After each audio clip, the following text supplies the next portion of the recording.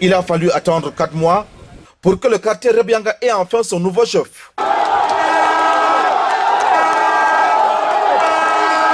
Le voici, Marabout Souleymanou. Âgé d'à peine 35 ans, il est marié à 4 femmes et père de 4 enfants. Le nouveau chef traditionnel est de la lignée de Yaya Souaïbou, le défunt chef. Présenté par ses proches et amis comme le gardien de la tradition coutumière, le désormais Diaoro fait l'unanimité au sein de la population de Rebianga.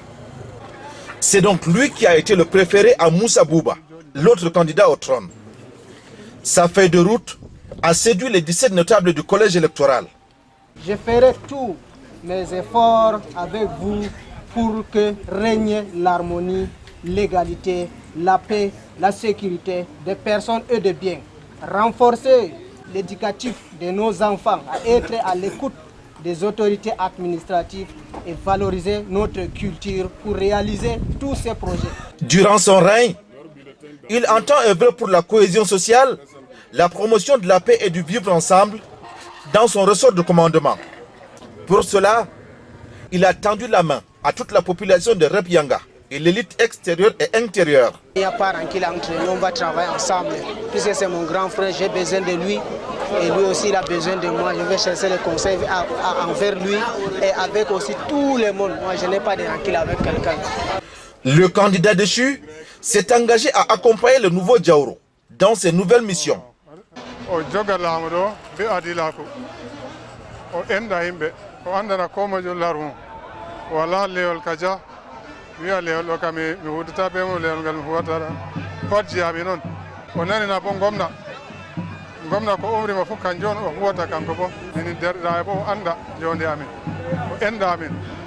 En présidant la cérémonie de désignation du chef coutumier, le sous-préfet de Ngaoundéré II s'est félicité du bon déroulement des opérations qui ont abouti au choix du nouveau chef.